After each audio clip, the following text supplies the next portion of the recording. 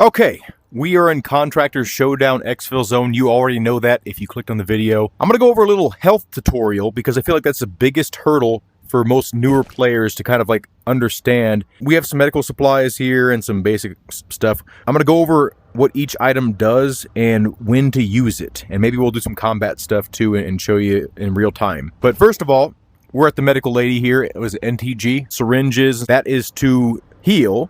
Right? Like to actually heal your hit points on different body parts. These suturing instruments are to repair a broken body part. So like, let's say you get your arm shot up and your whole arm is black. So this little body guy in front of you is your character. And then the highlighted part is what you're aiming at, right? So it'll be, this is your right arm, and now it's over the left, and now it's down by your legs, right? There's your right leg, your left leg. Here's your core, here's your chest. You can't do your head because if your head dies, you die. If your stomach area blacks out, that means you can't take in food or water anymore, and you'll run out of food or water at an accelerated rate. Even if you eat food and eat water, it won't help at all. You'll just keep on dying, even if you heal all the bleeding. So it's very important. When your arms get blacked out, your aim will be like a little bit off, right? Like it'll be kind of shaky, and no matter what, even if you're dead still, you will not be able to hold on target, especially at longer distances. If your legs are blacked out, that means you won't be able to run. You'll be like walking like super slow, and you won't be able to get away from people that are shooting you. So your legs, everything is important, right? Every single part of your body is important. So let's say you get shot up and you see that you're bleeding. The bandages right here will fix you up. They have different abilities to heal you. The white gauze here, these will only stop bleeding if it's just kind of like a light bleed. So these are not to be used if you have a really deep wound. You want to get the red bandages here, heals bleeding and deep wounds. These will also do that, but these just take up more room in your bag. So these are preferred because of the, they're smaller. So on your little guy here, like in front of you, like if you see like a little red cut, that means you're bleeding. Right? Or if there's like a little red drip or whatever, those are blood drops. So this is just for an example, right? This is the white gauze. This is like the least effective one, but to heal any kind of bleeding, you can just use your arm, right? You can wrap it around your arm. You can wrap it around your core. You can wrap it around your legs. But the easiest thing for me to do, personally, is my arm. That's the most reliable.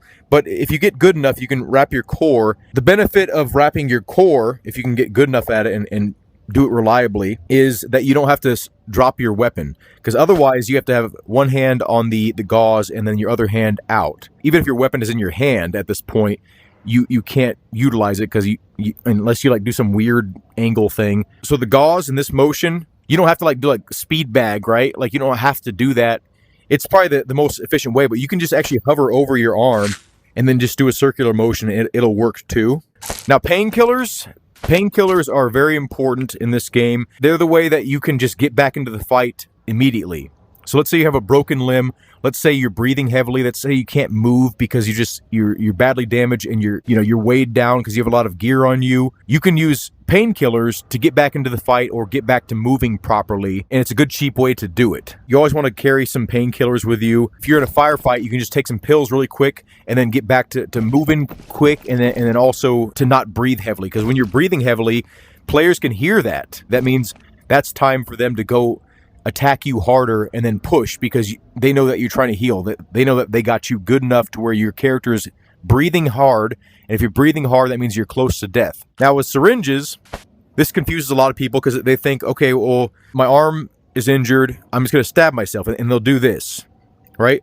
But you have to press the trigger to actually get it to work. So you have to hold it and then press the trigger on the body part. So say my arm is damaged, you have to actually go to that location, right? If my head's damaged, you have to stab your head. If your chest is damaged, you have to stab your chest. If your core is damaged, you have to stab your core. Legs, these are great, right? Because they're small, they take up not much room, but they have limited capacity to heal you. They can maybe heal like 2 body parts. The larger syringes hold enough to where you can heal yourself a few times. The bigger syringes, these hold like a ton of healing capacity, and this actually stops bleeding too. Like if it's like light bleeding, I don't think it'll stop heavy bleeding, but light bleeding, these will stop that, so you don't have to use the bandages.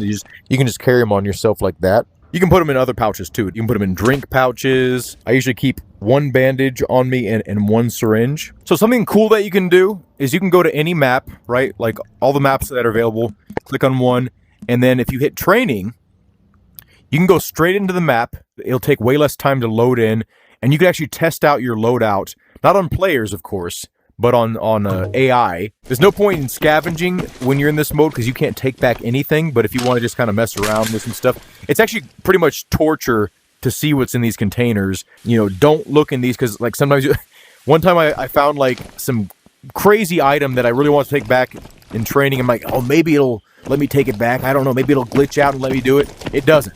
But it's kind of nice to be able to learn the maps, you know, in a safe space. Like, you'll still run into scavengers. You can go in with whatever you want and test your gear out, but you can't actually die and lose it. So the AI, okay, our core is at 6 right now. Okay, so now our core is blacked out. And he's gonna kill us. Oh my god. Okay, so our core is blacked out. Let's get a little bit further away. Oh my god. I'm gonna have to actually take this guy out. Okay. So we're breathing heavy. Other players can hear us. We can look at our body here if we press the left menu button here. So our stomach's blacked out. We're not bleeding though.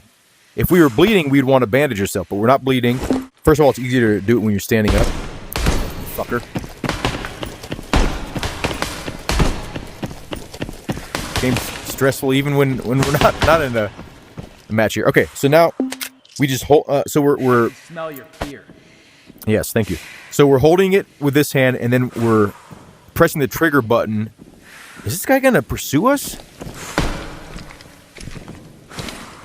So we're holding the thing in our hand right here, and then we're pressing the trigger button.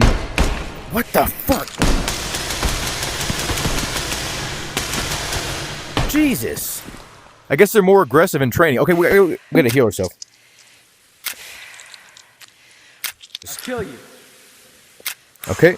So now we get our syringe or needle or whatever you have, and you want to hit the affected part first. The rest of your stuff will you can heal independently, right? Once you have a blacked out body part, it'll never heal to 100%. You're just overall weakened until you get back to your base. So you want to just heal what you can. I think it stops at like 52 or 54. So at this point, if I ran out of my needles and ran out of syringes or anything like that, I would have to switch over to the pills if I get further injured. We can still suture ourselves up. We can still use bandages to stop bleeding. So all we can do with these supplies here, if we don't have a needle or a syringe of some sort, is to prevent bleeding out. And then the pills will help us move and get to exfil, or until we can find some medical supplies. See, this is a really nice plate carrier. Okay, I hate seeing that. Let's get down and get shot some more, and hopefully we'll get bled. Oh, that's a fucking boss. We can't deal with the boss. Okay, we're away from that guy. Again, a lot of people think if you just like do this, they think they're doing it. But you have to hold it in your hand and then press the trigger to actually make it attach. And you'll see that it's like magnetized to your body. And another big thing I see a lot of people doing is they'll have this menu up to see their health, right? Oh, fuck, that guy's coming after me.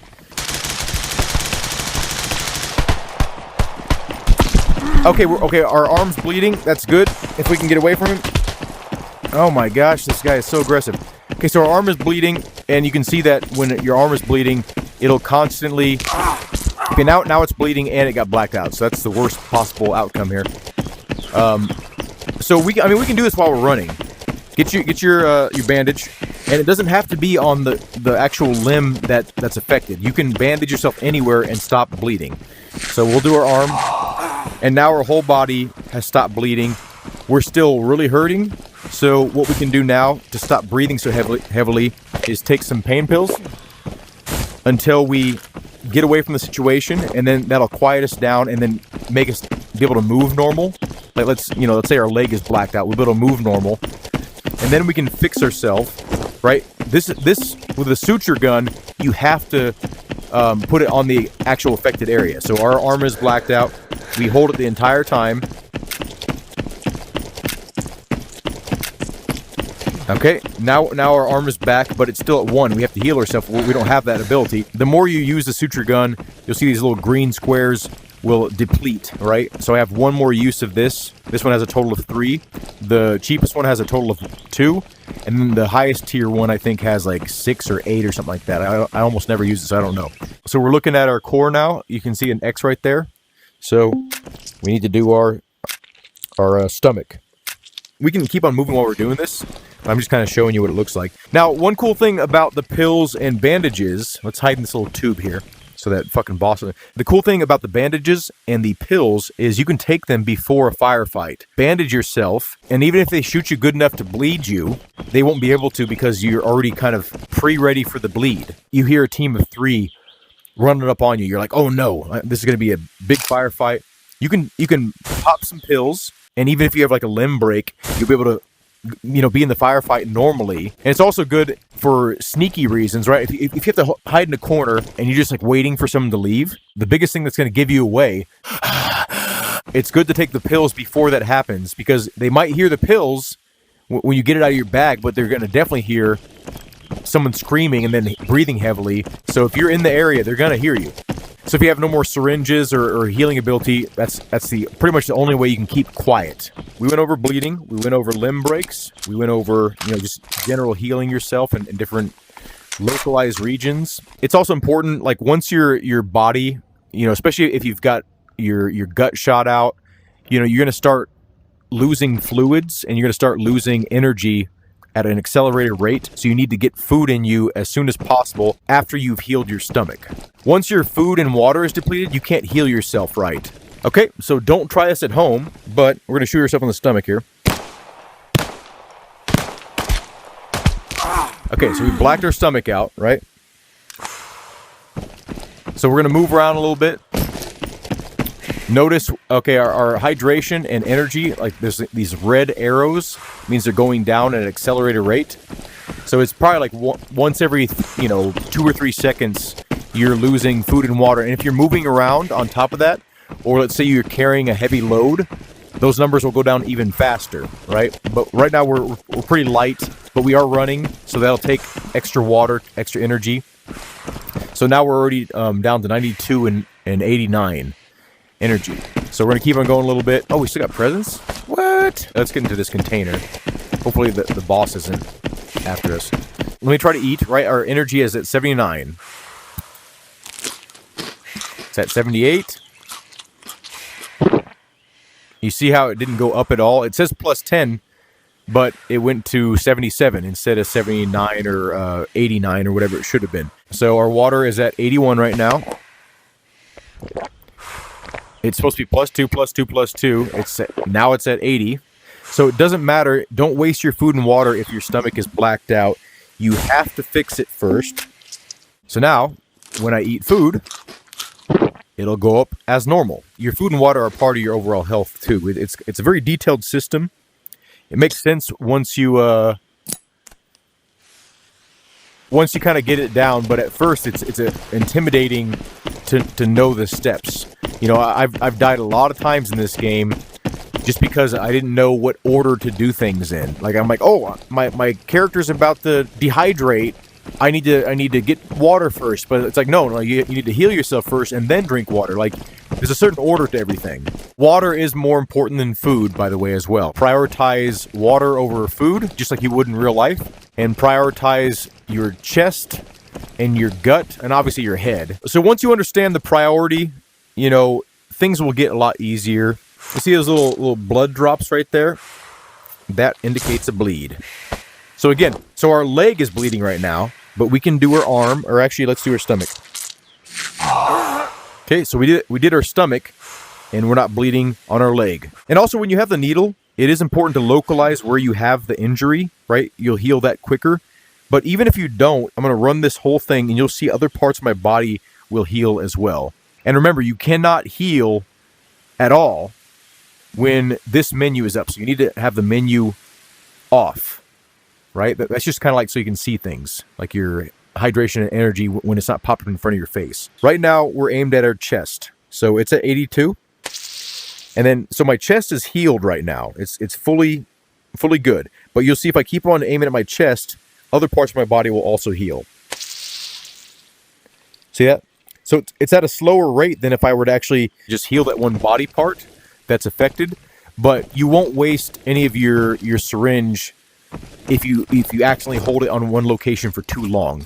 It'll still actually spread throughout your whole body, even though it's a slower rate. Anyway. So hopefully that'll help you out in your journey to get better. Have a good day. Thank you all for watching, and I hope to see you in a future video.